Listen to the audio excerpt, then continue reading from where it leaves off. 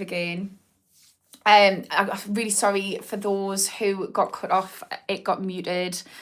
But I just sort of pop back on. Yeah, my phone keeps muting off. So I'm just literally popping back on for the people who were already on the live before if they want to come back.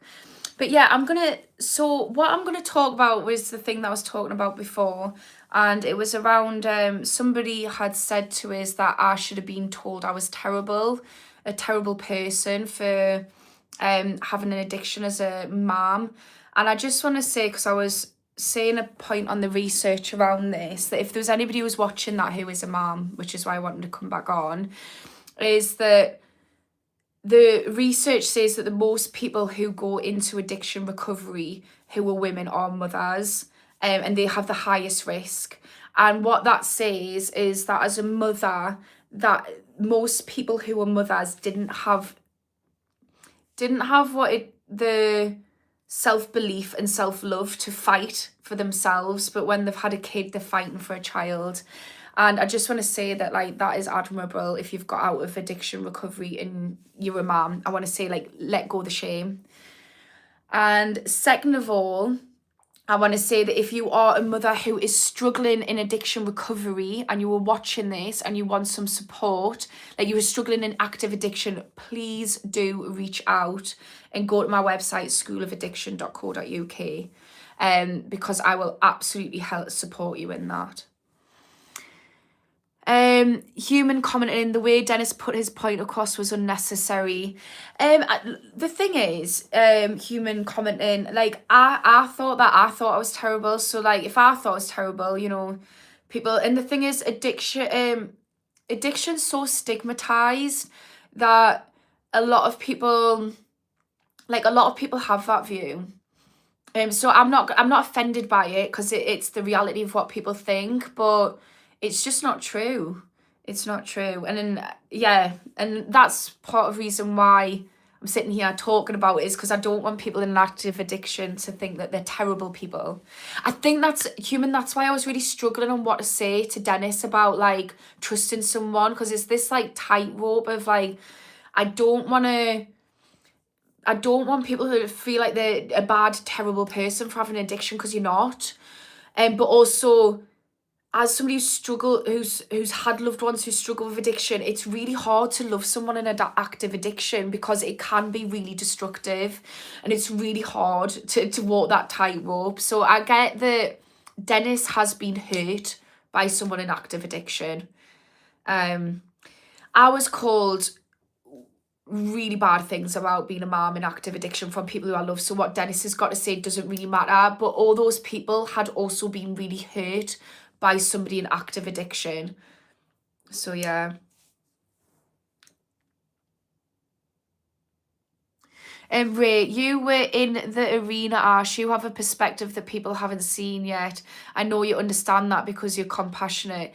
Yeah, this is the thing. Like, I used to think that. I used to think, like, why can't somebody just stop addiction for someone they love? Because I was the loved one. So I've been Dennis, and, like, you know, this is why I'm cool with what Dennis had to say. I understand that feeling. I've been Dennis, and that being in that arena is not nice either. It's actually devastating. And like, people in active addiction can, not always, but can, you know, tear down their own life and other people's lives with it. And that's painful. But I had Dennis's opinion, and then I had active addiction. I was like, whoa, right, now I understand. Now I understand why those people I loved couldn't choose me. And that's like, yeah, it's really sad, and to be in both arenas. And unfortunately, most people have at least visited one of them. Papa Mavis, are you a fan of big dogs or small dogs? I just love all dogs. I used to have a Old English bulldog. He used to, like, torment us because he just constantly looked upset, and I was like, like, the people pleaser in us was like, am I not parenting right? Like, am I upsetting him? And it was just like, no, it's just an upset looking pet. Like, chill out, Ash. But I constantly kept thinking, like, am I doing something wrong? He was like constantly huffing and puffing and had this sad face. But I love big dogs. I love staffies. I've got 2 chihuahuas. I love them, but they're fucking nuisances. Squazley is saying, do you know anything about psychosis? Unfortunately, I know too much about psychosis. I've been sectioned with it. So yeah, I do know about psychosis. What about psychosis do you want to know? I only know about psychosis from the perspective of through bipolar. So I understand it intellectually outside of that, but I understand it personally through the lens of bipolar. The fishing felon, American counselling is L. I learned more from you than I have 2 years. Is American counselling is L? What does that mean? What does L mean? Thank you though, fishing. That is a massive compliment. I think yeah, I think I learned a lot of stuff.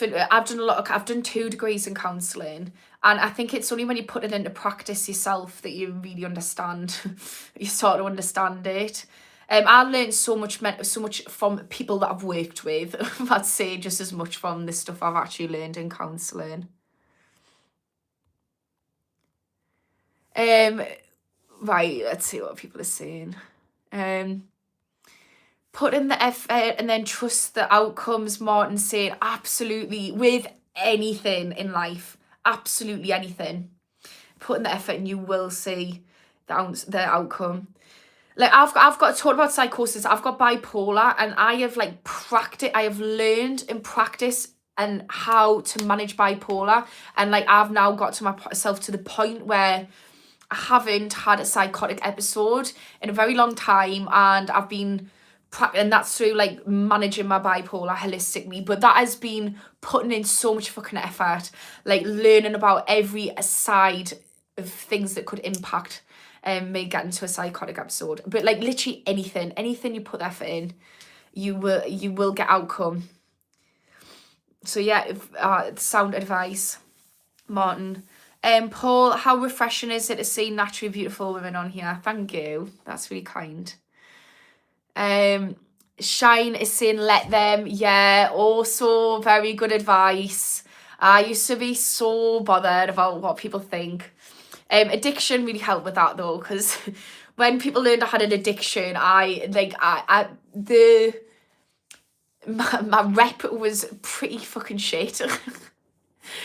So I had no choice but to let them think that I was whatever what Dennis has said, I'm a terrible person.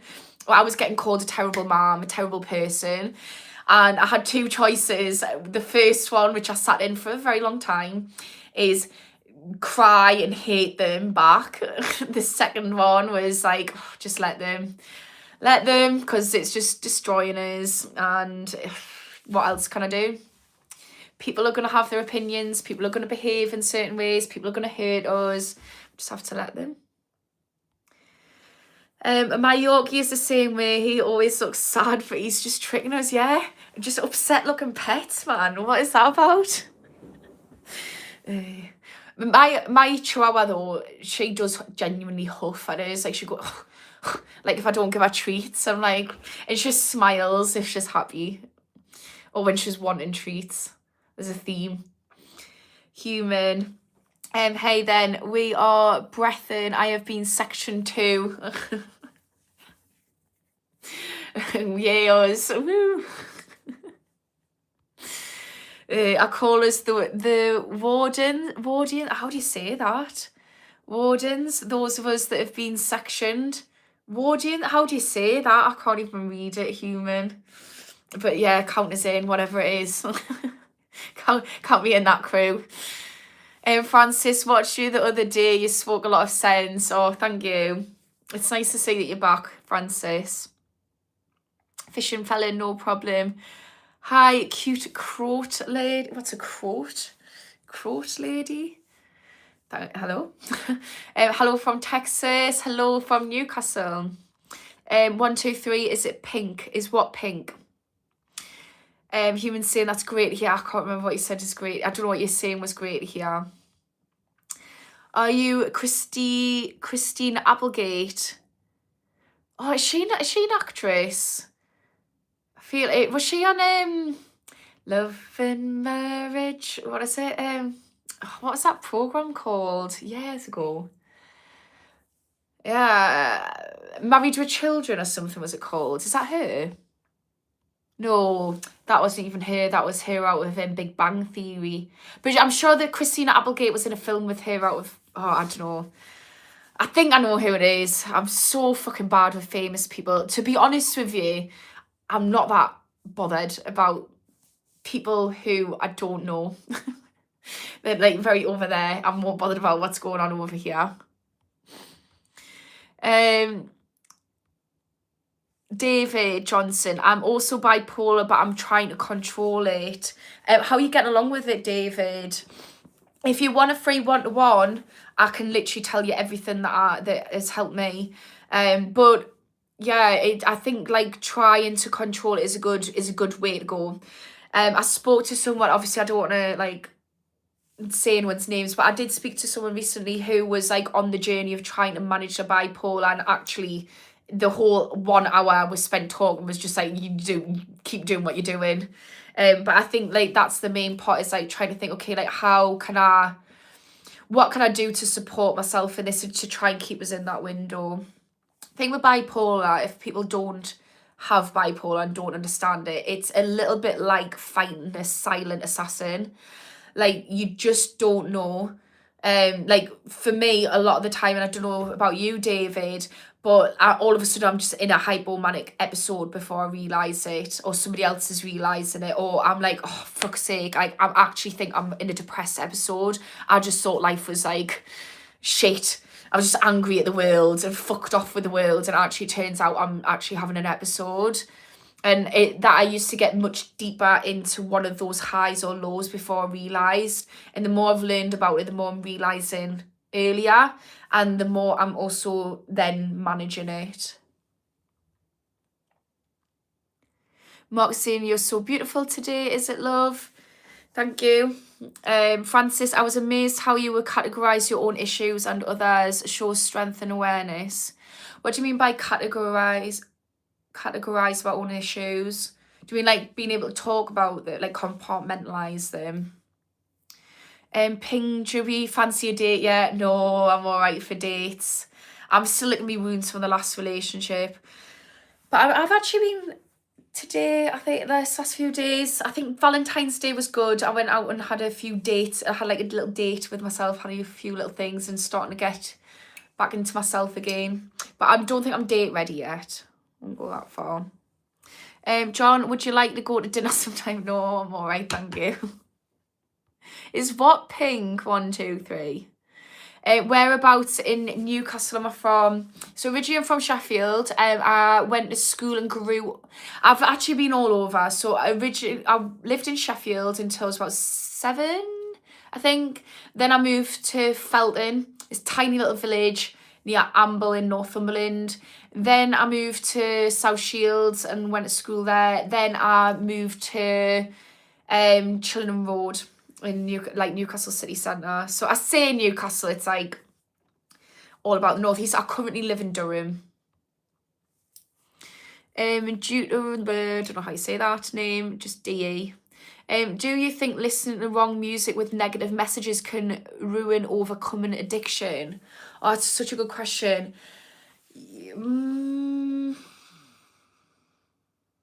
I think, I don't know about everyone. I don't know the research on this. I know that I'm very sensitive to music, and I actually use music to deal with the situation. So if I'm dealing with like if I'm feeling a little bit sad about something, I'll find some music with song lyrics and like a tempo and like music which just feels and sounds and is relatable to what I'm going through, and I'll just play it on repeat until like I feel the emotion. So I know that it brings up that emotion and gives us that outlet. I know that if I'm feeling shit and I put some happy music on, it makes us feel like in a good mood. So sometimes I'm like, oh, I don't have time to feel the way I'm feeling, so I'm gonna park that and put some upbeat music on if I want to feel empowered. So for me personally, I'm very sensitive to music. I imagine that music could impact us. to a certain extent. Yeah, I don't think it could. I don't know.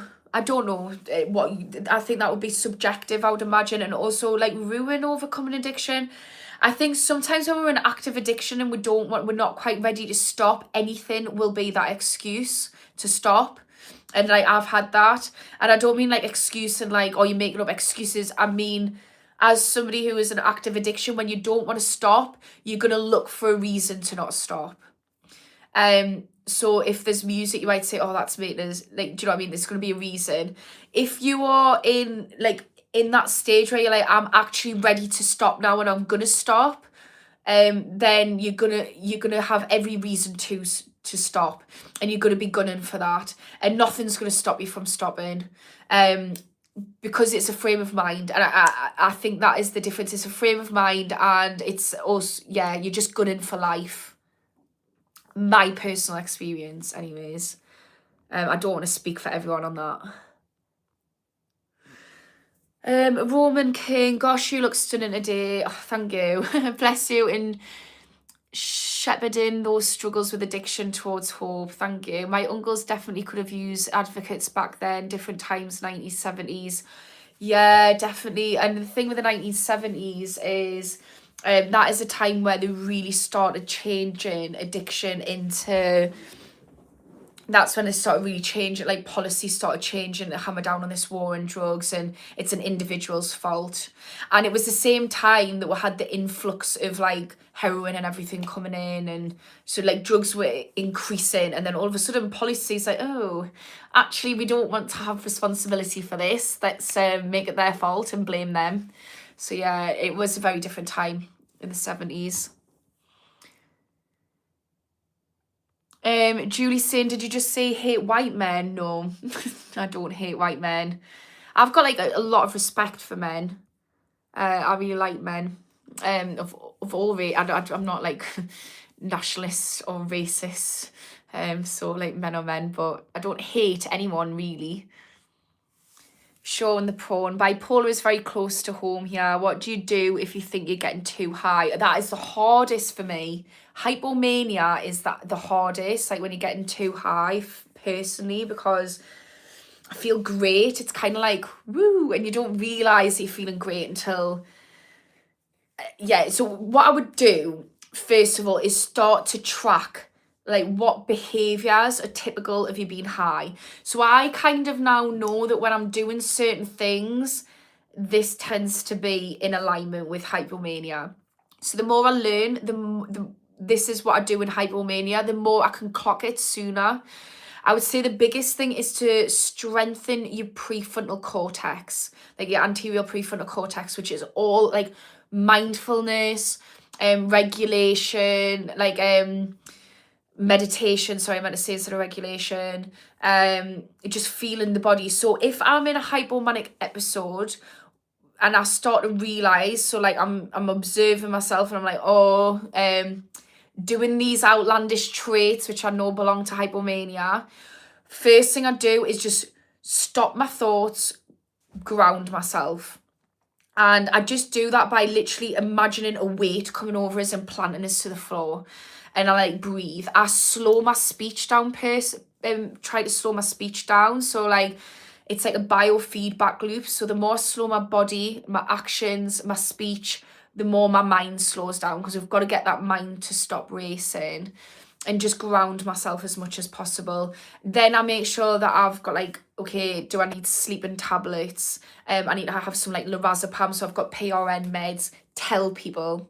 So like ring people up, right, I'm going through hypomania. They know just to check in a little bit more than they usually would. So yeah, make sure that I'm eating, make sure that I'm drinking. So like just think about body, ground your body as much as possible. That's what I do, Sean. What about the other? Who was it who said that they're dealing with bipolar, they're coping with it? What's your things that you've learned?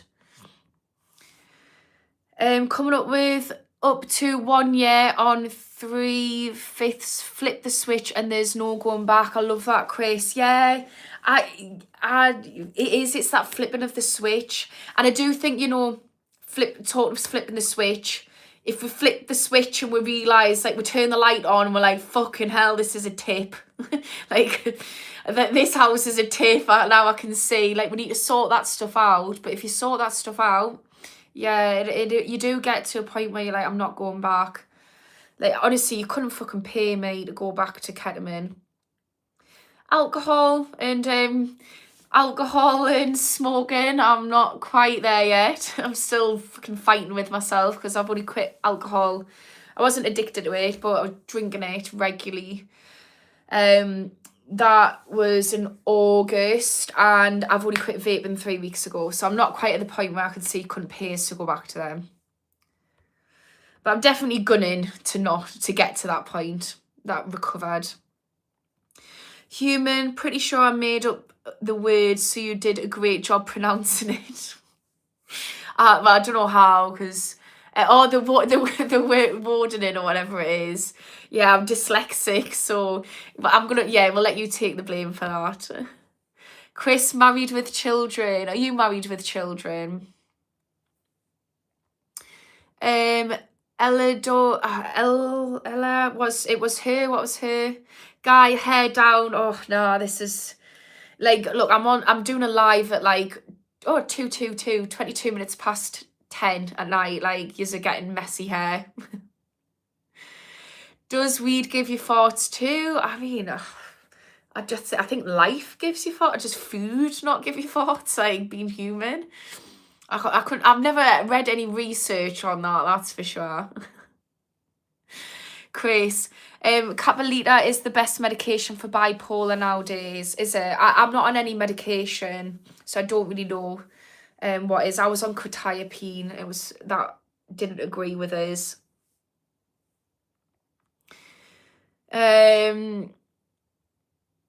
Let's see. Hello from Plymouth. Hello, Dean. Hi to Plymouth.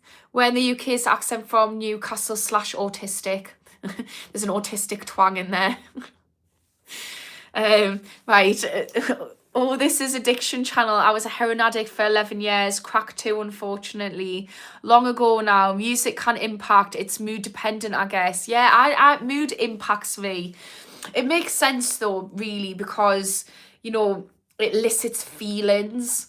So, like, you connect. I imagine that's everyone's experience. I actually don't know the ins and outs of it, but I know that there'll be more than one part of the region of the brain will light up. So it's probably causing a whole concoction of like internal chemicals going off and whatnot. So yeah. I've got a lot of comments, so I'm just going to scroll at random. Dean is saying meditation, dialectical, behavioural techniques, grounding, breathing methods. Yeah, I mean, look, that's great for bipolar. I would say addiction, mental health, being human, like life. Just learning, because what you're doing with meditation, dialectical, behavioural techniques, grounding and breathing methods is two things. First of all, you are calming your nervous system. Anything that we have to, like, as a human being, we have to deal with stressful situations. We have to deal with life. And, you know, there's no avoiding. We can't wrap ourselves up in a bubble and not deal with anything. So by learning to regulate your nervous system, then you are going to better be able to deal with this stuff. And everything that Dean said helps you regulate your nervous system. Like, everyone should learn to do that. Secondly, by giving yourself, calming your nervous system down, so like that's your body, what you're then able to do is give yourself an opportunity, so that acts as a circuit break to observe your thoughts. So all of these things like meditation, breathing methods, mindfulness, gives you the opportunity to observe your thoughts. And when we observe our thoughts, we can start to decide whether those thoughts are fact or fake. We get to decide whether we want to act on those thoughts or not, because we have 66,000 thoughts a day on average as a human being, and most of them come from beliefs that we created by the age of 7. So a lot of the thoughts that we have are a load of bullshit, or they're thoughts that we've created when we're younger and then social media has told us, or fucking Bob and Mildred, who haven't got a fucking clue either, have told us. So we need an opportunity to challenge the thoughts, to decide whether they align with the life we want, with the behaviors we want to be doing, and with what we actually believe if we stop to think about it. So yeah, 100% agree, Dean. 100%. The Williams is saying, love the observer perspective on thoughts. Yeah, I do a great tip on observing your thoughts and learning to love yourself is observe them like with amusement. So like I've got a 4-year-old and he speaks his thoughts out loud all the time. And I'm just like, what? Like a lot of the time I'm like, what have you actually just said what you said? Like my son before called us a jerk. Like, I didn't sit there and get angry at him for calling us a jerk. I was just like, it's my 4-year-old literally just called me a jerk. Like, where's he learned that word? No, I'm not. Like, and please don't call us a jerk. So, like, I kind of look at my thoughts like that. I just, like, observe them with amusement. So, sometimes when I say something a bit mean or outlandish, I'm like, well, no, that's not true. Come on. Like, where have you got that from? And also, like, a child, if my son's really upset or this is really angry, I don't, like, beat him up for being angry. I'm like, I can see you're really angry here. Let's talk it through. But, like, angry or not, that thing's not happening. So talk to yourself like it's a child. Because, honestly, most of our thoughts come from 7-year-old and younger us. So think of it like a child.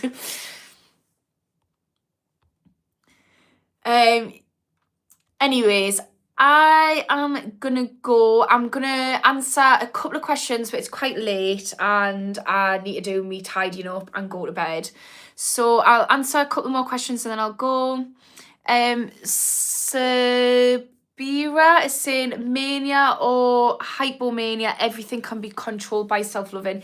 Yeah, absolutely. Like I genuinely think that at the heart of anything, any adversity in life, any mental health illness, addiction, whatever, if we love ourselves, we're going to be able to sort that out. Because if you love yourself, you're not going to sit in victim mode. Like, when you're not going to sit there and just let life beat you up.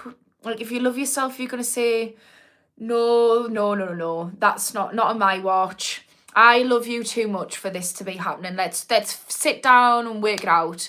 And it is literally like loving yourself and thinking like, right, you are too good to just accept this fate. So let's make the best of it. Let's make you comfortable. Let's like work out a plan of action. And it all comes down to self-love. And it sounds so woo-woo and lame, but it is the truth. And as human beings, the sad truth is we are taught to hate ourselves. We're taught to think that we're not good enough the way we are. We are told off for having emotions as children. We are put in little boxes and we are told when you do this, you are a bad person. If you do that, you are a good person. It's a load of shit. We're human beings and we need to just love ourselves, learn to love ourselves because we're taught to hate ourselves, and it's really sad. And it is the root of all the shit that everybody's dealing with. Anyways, I'm gonna let you all go. And then, oh God, it was Sabrina saying psychiatrists are that caught me eye. Psychiatrists are the only people who get paid to listen to your problems and then politely suggest they might be your fault. I am not a psychiatrist, but I don't think that is what a psychiatrist does.